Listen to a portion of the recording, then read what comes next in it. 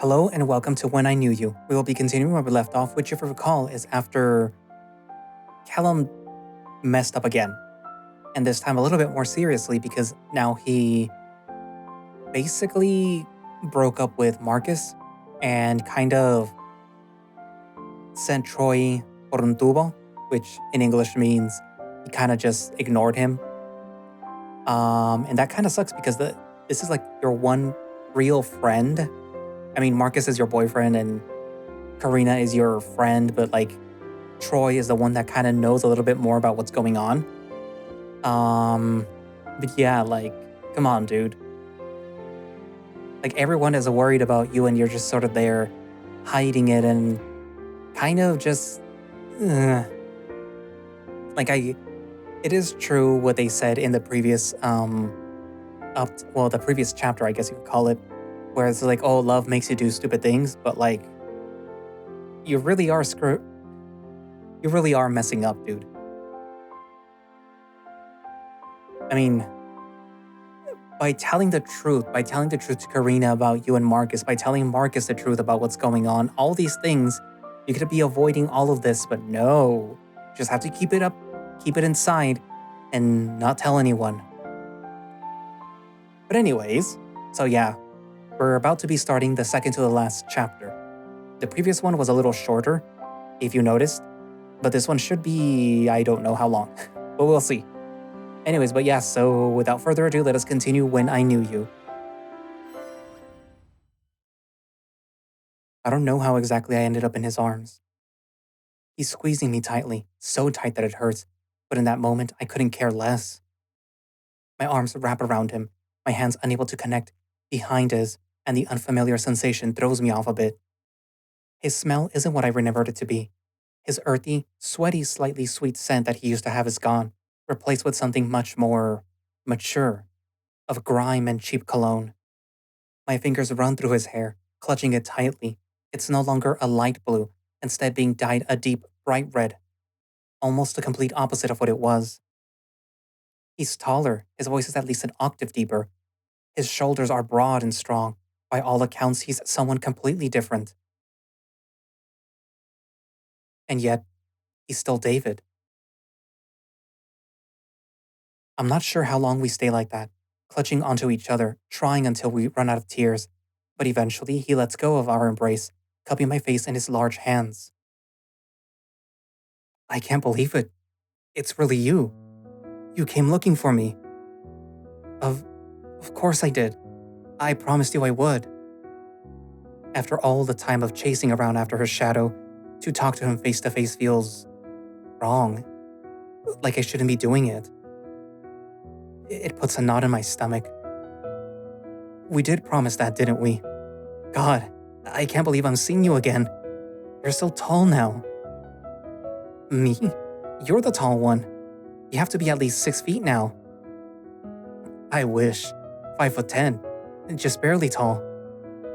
That's not bad at all. Taller than you. You've always been taller than me. Glad we're keeping it that way. He hugs me again, squeezing me hard against his chest. I know it must have been dangerous to find me. When I sent you that flower the other day, a part of me was hoping that you'd come looking for me. But I thought that it was just wishful thinking. He pulls me away again, looking at me, smiling. But here you are, in my arms, just like you're supposed to be. I smile back at him, half-heartedly. There is something very intimate about the way that he's holding me, talking to me, looking at me. A couple of months ago, I may have been eating this up, overjoyed to have my first love back, and picking up where we left off would have been a no-brainer. But things have changed. A lot. You need to tell me everything about what happened. His smile fades slowly, his grip on me loosening just a little. Yeah, I know. Come here. Let's sit down by the steps. I'll tell you everything that you need to know. Coin, guard the door. Let me know if Snow comes up. I turn around to see Coin leaning against the back wall, a look of apathy on his face as he watches us. Has he been watching us the whole time? My cheeks flush at the thought of it. You owe me big time for this, Red. Whatever, dude, just do it. Rolling his eyes, Coin turns slowly towards the door, guarding it. I feel David take my hand, and together we walk towards a set of stairs that's on the far side of the building, leading up to what I can only assume is the rooms these people sleep in. We sit down on the same steps, a pensive look forming on his face as he looks down at my hand, which he still hasn't let go of. It takes a lot of willpower not to pull it away from his hold. So, you're probably wondering how I got here. He laughs, the sentence playing off as a cheesy introduction dialogue to some 2000s movie. I don't find it too funny. He notices this and clears his throat, putting on a more serious face. Well, actually, how much do you know already? I know you started doing drugs junior year, and you got into so much that you're working for Smoke now. That's pretty much the whole story, yeah. David. Well, it's not exactly a cute story, Callum. I don't know what you want to hear from me. Um, Maybe an explanation? Why you started doing drugs in the first place? Why you pushed people away when they try to help you? Why you never went clean? All right, I get it. Geez. He rubs his chin, thinking it over as I stare at him, irritated. I guess that part of him never changed, unfortunately. The reason I started doing drugs, I don't know, honestly. I tried cocaine at a party once. Some dude had some on him, and when he offered me some, I said, sure, why not? And honestly, it felt good, like really fucking good. It's like that feeling that you get when it's your birthday and you think that everyone's in love with you. His eyes light up, his voice getting more excited, and that puts another pit in my stomach. He always had that look when he talked about things that he liked or wanted to do. So I guess I got hooked. I mean, it made everything more fun. Like the monotony of my routine felt so much more enjoyable when I was on it. It felt fucking sick. He notices my expression, pure disgust, and he quickly deflates, changing his expression to that of a child who got caught stealing cookies from a jar. That's how it was. At first. Afterwards, didn't feel too good. In the beginning, it felt more like an energy drink, unlike steroids. It just made me more pumped. It made me feel good, so I didn't see the problem with it. But after the first couple of weeks, it started to feel less like that, and more like medicine. Medicine? Like, if I didn't take it, I felt sick as fuck. I'd throw up, I'd be dizzy all the time. I'd feel like an absolute mess. It was horrible. It got to a point where if I didn't take it, I'd feel like I was gonna die. And honestly, that kind of fucked me up. His guilty expression actually does start to look genuine now, and I squeeze his hand in assurance. Despite his flaws, I'm sure that must have been tough to go through. He gives me a small smile, squeezing me back, and goes on. So I decided that I'd stop.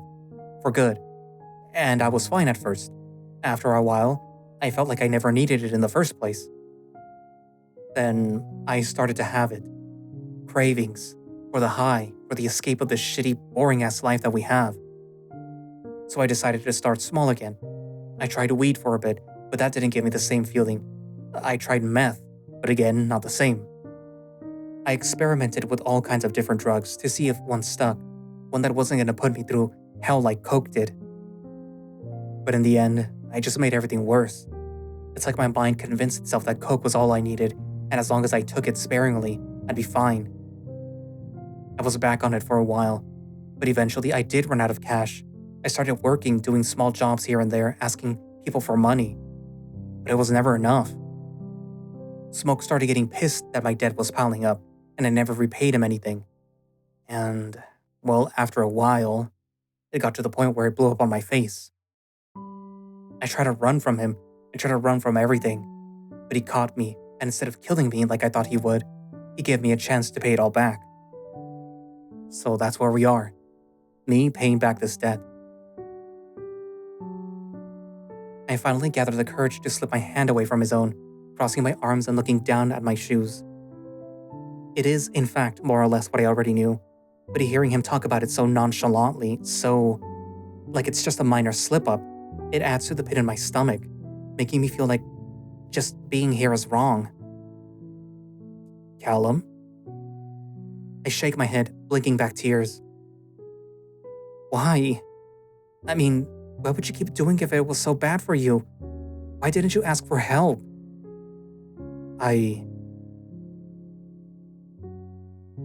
You know my parents, Callum. They'd throw me out of the house if they found out that I was doing drugs. Asking for help was out of the question. Was it? Didn't Troy want to help you? Didn't Baxter? Didn't Marcus? His face darkens at the mention of Marcus, his doe eyes disappearing in an instant.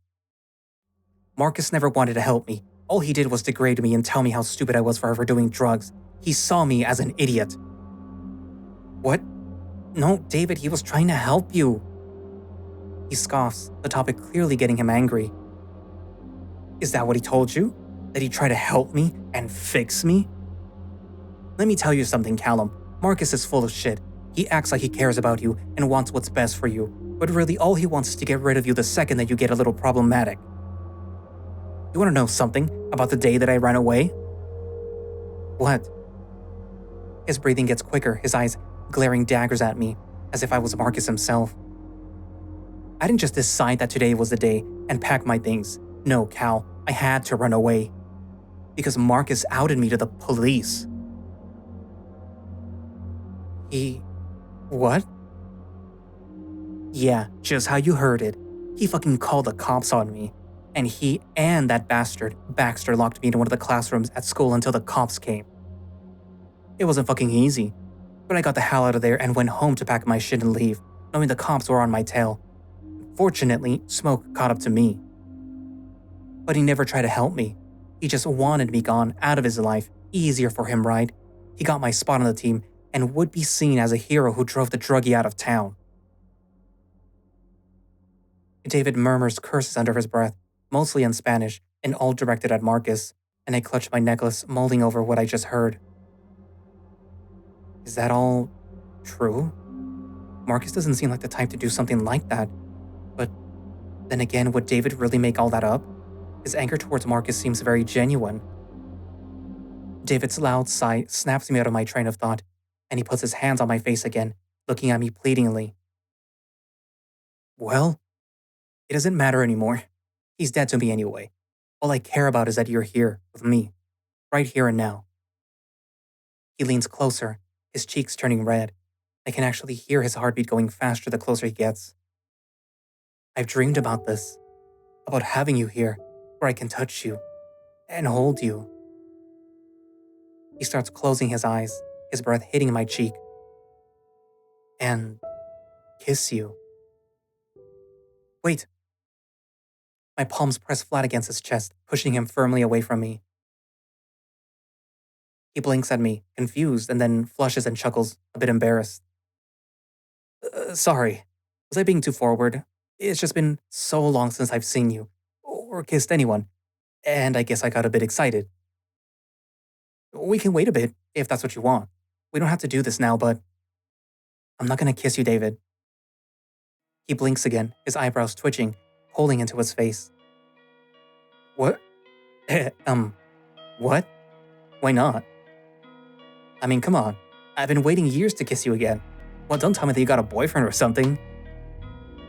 He genuinely laughs at this, finding the idea funny, but I just stare at him, trying not to look apologetic. I can't be lenient with him. I have to stand my ground.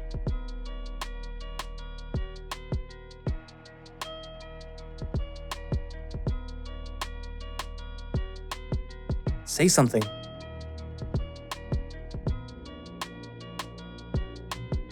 You're joking. His smile morphs into a grimace, and his stare pierces me in a way that physically hurts me. His eyes go dark, the playfulness of his tone completely gone. Who is he? Do I know him? Is it Troy? What? No, it's not Troy. He's into girls and he's ace. He told you that. He just rolls his eyes, frustrated as if the thought of that is so ridiculous that he won't even entertain it. So it's Baxter then. He's straight too, allegedly. Is that what he told you? You'd be surprised. What? So then... No. Couldn't be. Please, for the love of God, don't tell me that you're with him. I look away, crossing my arms, trying to look firm and aloof instead of guilty and embarrassed. If by him you mean Marcus, then yes, he's my boyfriend now. David looks appalled, staring right at me, speechless for a moment, as if I just told him his whole family died. He gets up, slowly turning his back and walking a couple of feet away from me, deadly quiet. Although technically Marcus and I aren't together right now, but if I think about it, I'll probably just break down crying, so I play along with my delusion for now. Besides, even though we're not together, I'm still hopelessly in love with him. I get up and clutch onto my necklace as David turns around and scans my body, deep in thought, and I shift nervously in place, not daring to say a word until he does. When did this happen? His voice is soft and low, like he's trying to contain himself any way that he can. About a month ago, the beginning of November. How? How? Yeah, how? How the fuck could you have fallen for that asshole? Hey, Marcus is not an asshole. He ratted me out of the fucking cops, Callum. I could be in jail right now because of him. You could be in jail right now because of what you did, David. You're using illegal drugs and you don't even own up to it. I was young, okay? That was a whole year ago now. I've been clean ever since. Have you? Because honestly, David, I've heard the story before, but I can see it in your eyes that you can't wait to get your hands on it again. Are you clean because you wanted to be, or because you had to? You know what? This isn't even about me right now. It's about you going ahead and sucking that piece of shit's dick. How could you? I mean, you couldn't wait for a couple of months for me to come back? I would have waited for you, Callum. I told you that time and time again I was coming back for you, and you didn't give a shit apparently. You just sleep with the first guy who's nice to you, who says that he loves you. I'm sure you had all kinds of boyfriends over at Philly that I don't even fucking know about. What the fuck is your problem? I never even dated anyone but you. My whole life, I convinced myself that if I didn't end up with you, then it wouldn't be true love or whatever. But it's different now. Everything is different now. I've changed. Marcus has changed. You sure fucking changed. What the hell does that mean? Look at yourself. Look at where you are. We're in an abandoned warehouse in the middle of December because you're how many thousands of dollars in debt to some drug dealer? You think that's the life that I wanted for you? For us? Do you honestly think that you and I can fix this? If you're so fucking over me, then why the hell are you even here? If you hate me, if you're so in love with Marcus, then why'd you come looking for me? He starts walking towards me and I take a step back, but he grabs onto my arms tightly. Hey, admit it, Callum. You can say you've moved on, that you don't need me, that I'm such a piece of shit that you never want to see me again. But deep down, you know you love me. You know that no one else in the world is going to love you like I do. And you know, time and time again, if I run or you go away, we'll always find each other again. We'll always come running into each other's arms. Because we belong to each other. I'm yours, Callum. He grabs my hand and forcefully slaps it against his chest, pressing it down hard. I fucking belong to you, and I literally couldn't care less about anyone but you. You're everything that I want. He leans in close, whispering to me, trying to be seductive, but to me it only comes off as aggressive. And you belong to me too. You know that. And that's why you're here. And that's why no matter how hard you try, or how in love you think you are with someone else, I'm always on your mind. Because we're supposed to be together. Nothing else matters. He looks me in the eye, that ocean blue searching for an answer, for confirmation to his words, anything to grasp onto. And then he smiles. You're blushing. I knew it. Not even you could deny it. I guess the heart knows what it wants, huh, Callie? He chuckles, grabbing my chin and making me look up at him. You know damn well then that I'm right. He leans in, and before I could stop him, he fully plants his lips on mine, kissing me. My head goes blank. I can't form a single cohesive thought at the moment, and nothing comes to my mind but an empty black void. My arms hang numbly to my side. My heart continues to beat at an erratic, irregular pace, the way that it's been since I got here. My stomach still feels like it's going to implode. I don't kiss him back. But that doesn't stop him. He keeps on kissing me, going deeper with each one, sticking his tongue into my mouth, tasting all of me, taking me to his heart's content. A lump starts to form in my throat, and tears start flowing down my cheeks, and still, I think of nothing. I do nothing. Bite his tongue. I feel his hands start going up my chest, rubbing it over and over again, his fingers brushing up against my necklace. My necklace. Something snaps at me, and I forcefully push David away, coughing and taking a deep breath.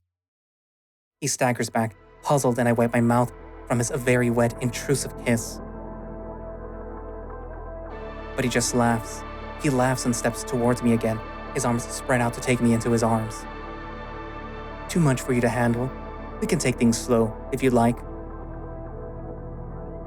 I place my hands on my knees, bending over to take deep, full breaths. The floor seems like it's moving, like it's swirling around, and I think that I'm gonna be sick, like I'm gonna throw up everything inside of me. His laughter comes to a stop, and I hear him come closer as I wipe my mouth over and over again, squeezing my eyes shut. Hey, you okay? I was just teasing you. We don't have to do this right now if you're not up to it. He places a hand on my back, and suddenly a loud noise echoes through the building, and a booming shout pulls me back to my senses. David! I turn to see smoke furiously marching towards us, with then at least 6 other guys with him, and my heart completely shatters at the sight. What the fuck are you doing? You and I are gonna have a talk. As for you... He turns to me, taking a couple of menacing steps towards me, and suddenly I feel dizzy all over again. Thought that I told you to stay away if you knew what was good for you, but idiots like you never fucking listen, just like this one. He gestures towards David, who is now surrounded by 3 guys, holding him firmly in place. Maybe this time, you'll actually listen. A spiking, pinching pain suddenly seeps into my neck. Turning around, I see one of Smoke's men holding a needle, giving me a stare of pure disgust. My head throbs violently, and everything spins so horribly that I feel like I'm gonna topple over. I hear David yell out my name, but he doesn't come any closer. He's being restrained, I think. You're lucky that you've got so many people who would look for you if you died. I would have killed you otherwise. Take this as a lesson, boy. No busques lo que no se te ha perdido. I finally topple over, falling flat on my face, but I don't feel a thing. The last cohesive thought my brain forms before blacking out is how god-awful Smoke's Spanish sounds.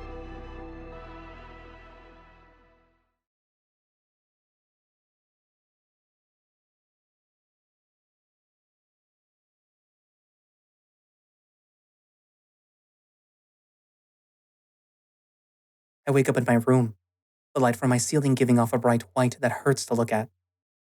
I lay there for what seems like hours, opening and closing my eyes to adjust to the light, but somehow, they never do. I try shielding my eyes with my hands, but I can't move them. They stay still by my side, and I realize with unreasonable calm that my entire body is numb. I sit up immediately at the sound of the knock, and before I know it, I'm downstairs and opening the front door. It's him. Hey. Marcus. You okay? He smiles at me, and in an instant, every worry that I have melts away as I jump into his arms, hugging him so tightly that I can't feel my arms. I am now. He wraps his arms around me, his hold on me feeling light as air, and he buries his face in my neck. I'm glad. I missed you. I missed you too, Marcus. So much. I'm not gonna go anywhere anymore. I'm right here. Stay. You know I will. He scoops me up like nothing, carrying me like a bride up to my bedroom, his smile never leaving his face. He gently places me on the bed, undressing himself and me as quickly as I wanted them off. He crawls over to me, his eyes shining like something green. Everything around him starts fading to white until he's the only thing that I can see. Do you want me, Callum? Do you want this? He's practically on top of me now, breathing hard, the smell of cheap cologne filling my nose. He leers over me, drool escaping his tongue and falling onto my cheek, but his hands are gentle, sweet, brushing my hair away from my forehead. Do you love me? I gently grab his face, taking in every single one of his features. His scruffy black hair, his nose that always seems to be a little wet, the way his face scrunches up when he laughs. There's really no doubt in my mind that this is the person that I love most in the world. Of course I do, Marcus. You're the only one I want. I never want to lose you. I want you. I love you. He leans in and kisses me, his hands running up and down my bare torso. His touch makes me squirm, as if static was running through his fingertips. I wrap my arms around his neck, the fluff of his coat like a pillow, making me feel soft and safe and warm. His kisses are sweet, gentle, the type that only someone who is deeply in love with you can give. But then, they get a bit more aggressive, deeper, hungrier, more lustful, more territorial. I'm not familiar with this territorial side, but this doesn't feel like Marcus. It feels sloppy, his tongue ramming in and out of my mouth like he doesn't know what he's doing. It feels gross. I push him away, and when I open my eyes, it takes me several seconds to process what's going on. What? You said you wanted this, didn't you? What? You said so yourself, that you loved me. No. I told that to Marcus, not you. We both know that you were lying, though. Marcus was just a stand-in. But I'm here now, baby. You can dump that guy. After all, I'm what you've been looking for, aren't I? He leans in and starts kissing my neck, his hair brushing against my nose and giving a faint smell of cherries, and the feeling of safety and warmth slowly seeps out of my body. I try to push him away, to tell him to stop, to free myself from the weight that he's put on me. But my body goes numb again, my arms like wooden boards by my side. He doesn't seem to notice. He continues to kiss me, even biting my neck at some point, but I can't even feel it. I just know that it hurts. I hear him grumble in annoyance and sit up, touching something still hanging around my neck, twirling it around his fingers. Let me guess, he gave this to you? He chuckles dryly, shaking his head in pity. Poor Callie. You don't deserve this kind of treatment. Cheap chain necklace and half-ass gifts. Let me just take that for you. And in one swift motion, he yanks the chain from my neck, the charm twinkling in my vision as it flies away to the void. And then my lungs collapse. Like turning off a light switch, the entire room goes pitch black, and I lose my sense of direction. There is nothing in this room, and for a terrifying moment, I start to believe that there is nothing here at all. And then the lights turn on. Happy birthday! Huh? Marcus emerges from the crowd of people, all friends, and gives me a big, warm hug. Happy birthday, baby. I'm so happy for you. What's going on? Look at him. He's so shocked. The crowd chuckles and laughs, and I realize that this is supposed to be my birthday party. But wasn't my birthday in November? My head spins violently, and I stumble for a second, trying to regain my balance, and Marcus grabs onto me firmly. Whoa. Easy there, Cal. You feeling all right? Maybe make him lie down? Hold on. David? When did you get here? Huh? I got here like an hour ago to prepare for the party. But let me tell you, it was not easy finding all the streamers too. No. I mean, here, in Pricefield. Huh. Oh, come on, Callum. I've always been here. Did you hit your head? Here, sit down for a second. Marcus guides me to a chair and I sit down, getting dizzier by the second. You okay? Is it the music? The noise? I could turn it down for you if you want. He looks so worried. I don't want to make him feel bad, so I just wave him away. I'm fine, Marcus. Just gotta clear my head a bit. Thanks for the party. This place looks amazing. Well, I'm glad that you liked it. Yo, Marcus, did you buy the soda that I told you to get? Just a sec. Callum, you gonna be okay here? I just smile and nod at him, and he gives me a quick kiss on the forehead and goes into the kitchen, where I hear him talking with David. They chat like old friends, Marcus swearing that he bought the soda and David going, "Well, where is it then?" in a teasing way. My other guests laugh and joke with each other, drinking their sodas and eating chips. It's all so happy. But something isn't right. Since when was David here? For some reason, I don't remember him being here at all, and I don't remember him looking this kind. The swirling in my head only increases, and tears start to fall down my face as I realize what's happening. Oh, of course. This is a dream. The life that I wish that I had with them, where we're all friends and happy to be with each other and no one's doing anything wrong. My vision starts to fade and come back, and I can see that no one's here anymore. It's just me, alone in this empty house. And a sinking feeling starts growing in me because I realize that this emptiness, this loneliness, feels much more real than the happiness. I don't know how many times I wake up in a dream, but each time I wake up in the dark emptiness of my house, never seeing the party again. Sometimes I hear my mother's voice, sweet and cooing, but when I try to look for it, it's never there. Other times I hear Marcus's laughter echoing through the halls. Again, I can't seem to find him. But then I hear David, loud and clear, calling my name, and when I turn to look, there he is, standing, looking, waiting. And every time that I turn the other way,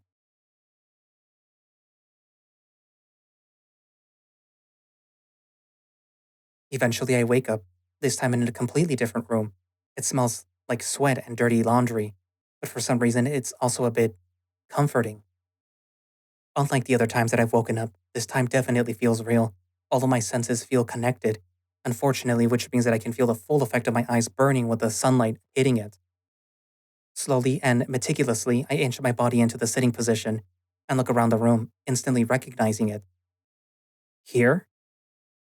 Something moves in the corner of my eye, standing from a chair on the right side of the room. It's the owner of this room. Baxter? Callum? His tone is serious, his eyes showing no hint of teasing guy that I've come to know, and I'm scared for a second that I really still am in a dream. But he walks over to the bed that I'm lying on and hands me a water bottle and a pill, and I take it carefully. Aspirin. I give a small nod, which makes my head spin a little, and after an agonizing minute of slowly opening the bottle and taking the pill, he sits down next to me, crossing his arms. How are you feeling? Bad. Yeah, you look bad too. I just nod. How'd I end up here? I was out of town, running errands. Then I saw you at a bus stop, laying there, passed out.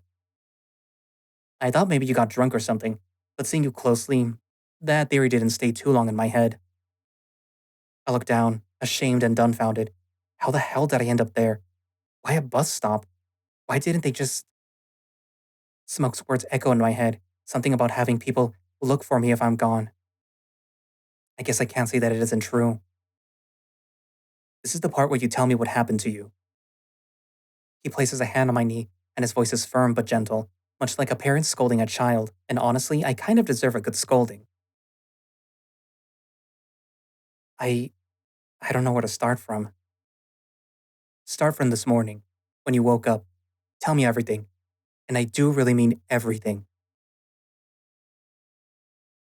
So after a small, shaky sigh, I recount the events of today to Baxter in excruciating detail. I expect him to make a face, to grimace, to look at me in a way that makes me feel ashamed of what I've done. But he never does. He just listens, staring at me almost emotionless as I tell him everything, from the phone call with Troy to meeting David to passing out. I don't, however, tell him about my dreams.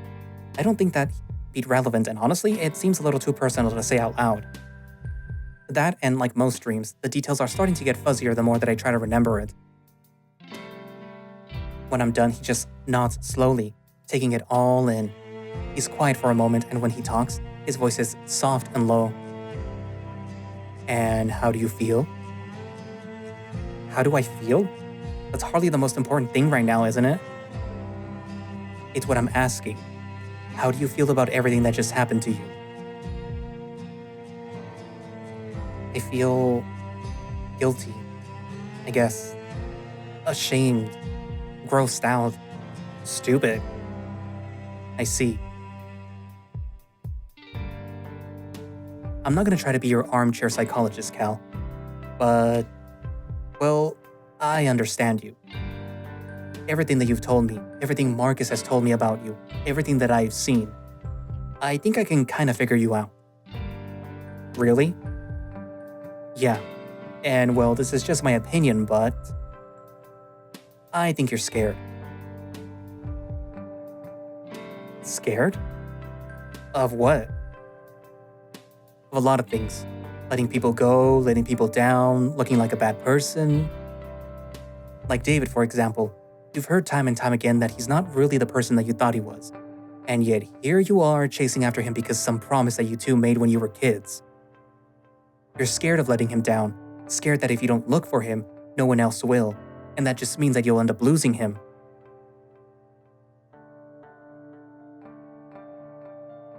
I understand, trying to hold on to something, to someone, just because you don't want them to go. I just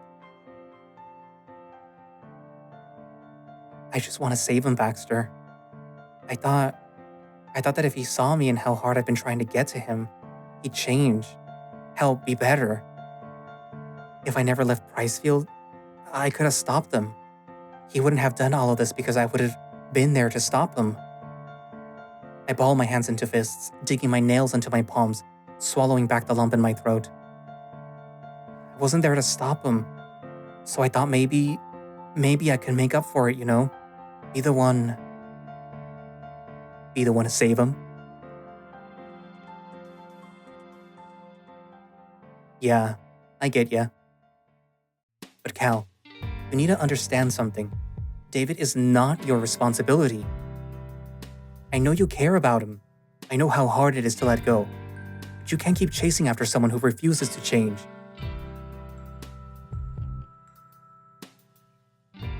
Listen, I've gone through something similar myself. My dad. He was never really around when I was younger. Always working, always out doing God knows what. But in my eyes, he was a good dad. He bought me toys all the time and would take me to the movies from time to time. I loved the guy. But then one day he left. My mom and I were alone and didn't really understand what was going on. I didn't understand for a long time.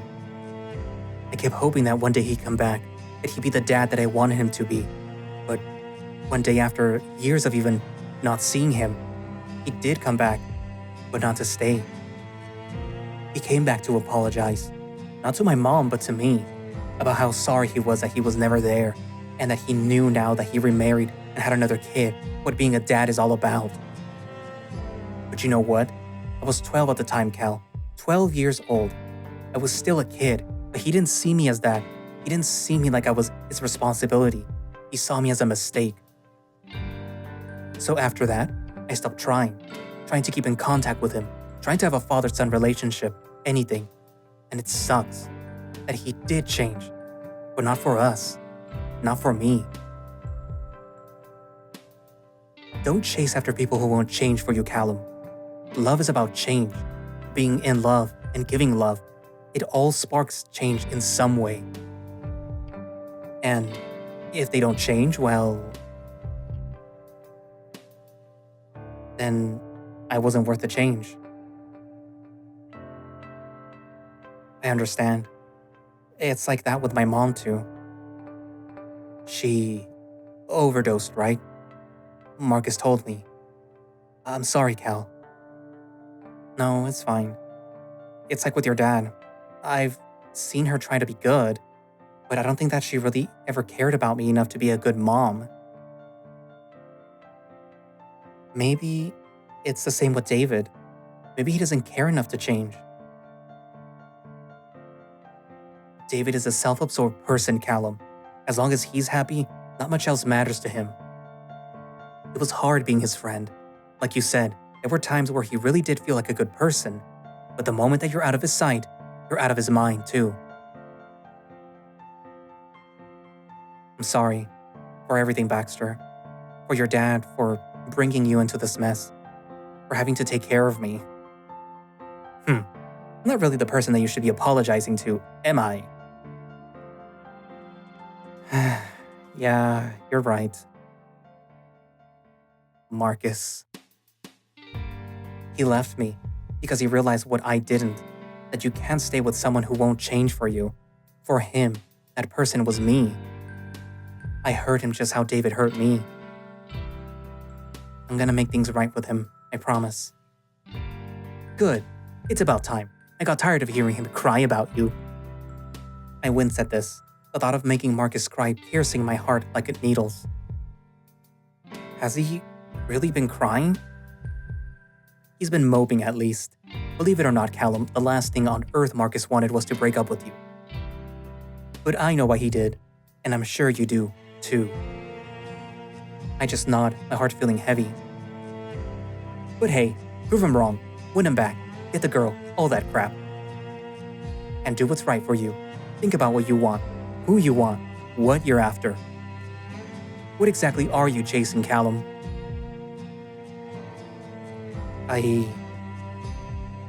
Don't answer that, not to me at least. Just think about it, alright?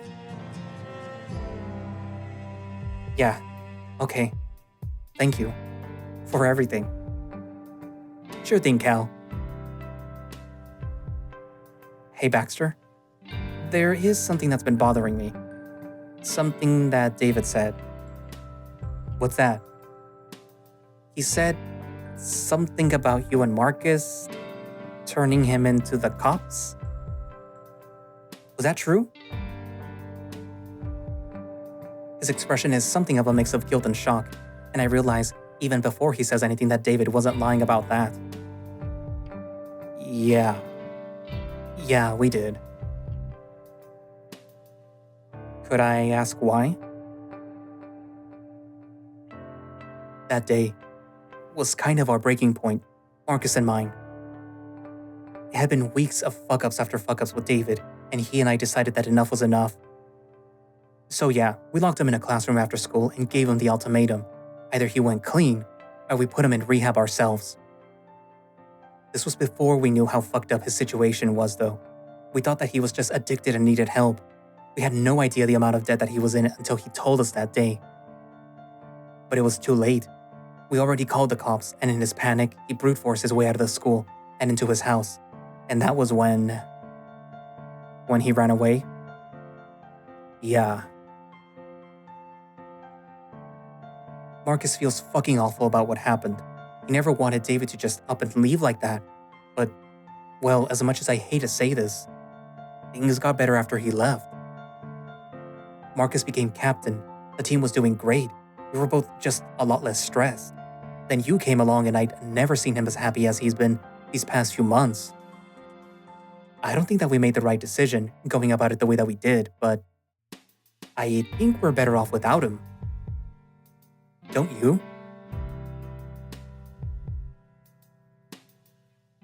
I guess you have a lot to think about, huh? Maybe you should rest up before making up your mind around anything. I'll take you back home. Yeah, alright. Thank you, Baxter. And for what it's worth, I don't think that you need a father figure. You turned out great without him. He grins, genuinely and pridefully. That's what I'm aiming for. Baxter drives me back home. Apparently, I was only out for about 3 hours, so it's barely 4 in the afternoon when I come back home. I wait for my dad on the sofa, eating a sandwich. I hadn't eaten anything all day, and to my surprise, he comes home an entire 2 hours earlier than he usually does. Hey kid, you're up today? Hi dad, how was work? fine. You don't look too great. I instinctively turned my head away from him, trying to hide the ugly bump in my neck left from the needle. I'm actually feeling better though. Really? Well, that's a relief. He walks over to me and drops a plastic baggie on my lap, taking out an array of medicine from the inside. The pharmacist was such a dunce. He was saying that it's normal for teenagers to fake being sick to not go to school, and no matter how many times that I said that you were sick, he just recommended me to give you cough syrup and let you sleep. I mean, honestly, why give people degrees if they're not going to use them? So stupid. He takes out a container with pills and hands it to me. Here. They said that it's good for fevers and body aches. Take one now and then take one at breakfast. We'll see how you feel in the morning. I'm serious, Cap. Oof. I throw my arms around him, hugging him, feeling my tears start to stream down my face and onto his shirt. He's confused for a second, but eventually he returns the hug, rubbing circles around my back. Hey, you okay, kid? I'm seriously starting to worry about you. I know. I'm sorry, Dad. He pulls me off of him and cups my face, brushing away my tears with his thumbs. Did something happen between you and Marcus? My quiet sobbing gets a little bit harder at the mention of his name, and I just nod miserably. Aw, kid. He pulls me into his hug again, cooing me, telling me that it's all going to be okay. I'll see. I'm sorry, Dad. I made you worry all this time. It's okay, kid. I'm here for you. It was my fault, Dad. I pushed him away. I pushed everyone away. Again, he pulls me off to dry my tears, looking at me with a longing to know what's going on. I'm gonna make things right, with you and with Marcus, with everyone. I promise. I believe you, son. I know you'll do good. Sometimes people mess up, but the way that you know the good ones from the bad ones is that the good people always try and make it up to you when they do. And you're a good kid, Callum. Don't forget that. I nod and he hugs me again. We stay like that for a while. When he lets go, we make dinner together and eat in silence. The food was really good. I get in the shower. I feel especially dirty today, and it's not hard to see why. As I let the hot water beat me down and take away all my sadness, I stare down at my naked body, and the only thing that I didn't take off when I entered. I stare at the necklace that he gave me, its fake diamonds glittering in the faint yellow glow of the bathroom light. I press the charm deeply between my palms, and for the first time in years, say a prayer. Please, God, please let it not be too late. Please bring him back to me. And give me the strength to leave David behind. And that's where I'm going to leave it for today. So Callum did a fucky wucky. Thankfully it didn't end that badly, because it could have ended way worse. But yeah, so it seems that, which was obvious to everyone but Callum apparently, that David was not the person that he remembered. And like literally once he saw David again, I was like, wait a minute. This is not the person that I was in love with. He's completely different. He is, oh no. And then like immediately when he figured out what was going on between Callum and Marcus, you can see the 180 like personality turn where he just basically blew off on Callum. And like you kind of knew that this was gonna happen. Come on. People told you. People were telling you that David was not the person that you knew and that he was into some really bad things. And like, yeah, so he also seems to have one of those antisocial personalities.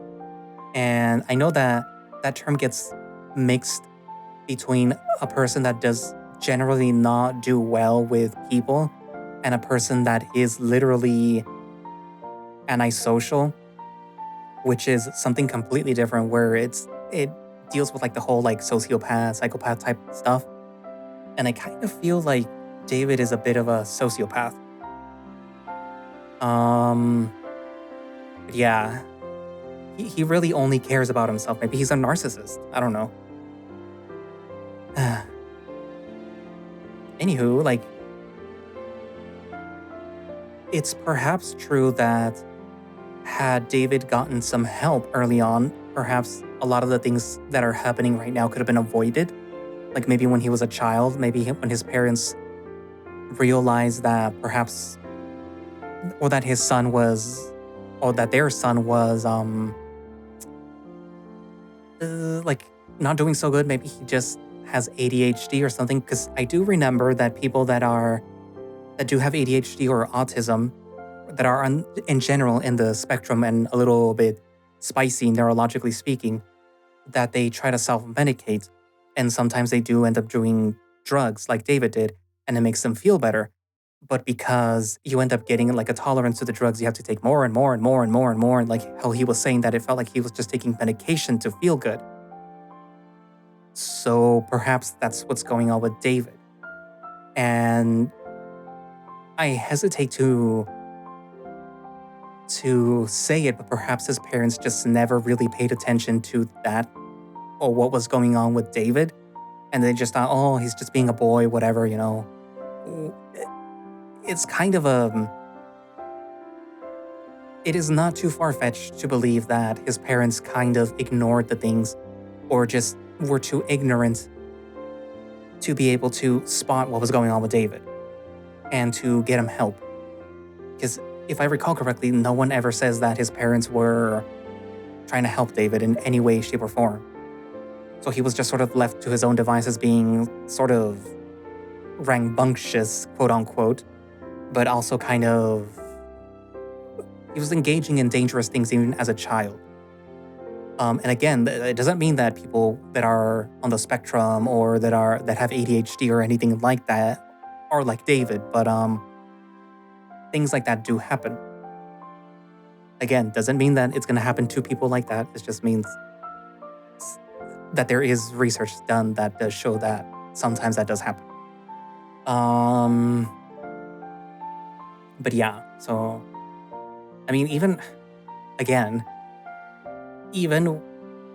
I know that he has a Hispanic family, and I hesitate to make that generalization, but it has happened with my family, an extended family, where they were, because of the times, ignorant about these things with ADHD and autism, and they sort of failed to recognize the signs in one of my family members, and unfortunately, bad things happened to them. So yeah, that's why I kind of, like, I was already getting the hints of what was going on with him, so I'm like, this seems very familiar. Where have I seen this before?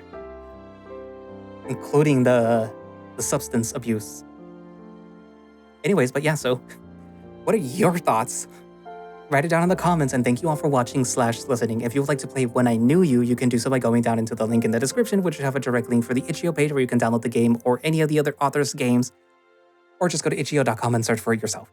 They do have a Patreon in case you want to support the author and hopefully spur them on to make another visual novel, because probably by the time that you watch this, the ending of the other visual novel that I started before this one is already out, and I've already recorded it. I kind of already sped through from chapter 10 to chapter 11, and I just need to record chapter 12 and then edit all three of those, and then we'll be done, and then I can record the last part of the other visual novel. But yeah, so anywho, so, you know, all the links down in the description, including my channel members. One, in case you want to watch the scheduled videos before they go public, you know, it's kind of cheap. And my Ko-fi down there too, in case you want to support me through there, one-time donation or monthly, I guess, whatever, it's up to you. And also my Throne, in case you feel generous. Doesn't just have to be the books that I have on there. It could be anything you want, really. Literally, look at the last little thing right there. It says that you can literally get anything. Send me something random. I don't care. Just please let it be safe. Anyways, but yeah, so I guess that's it for now, and I will see you in the next video. Bye-bye.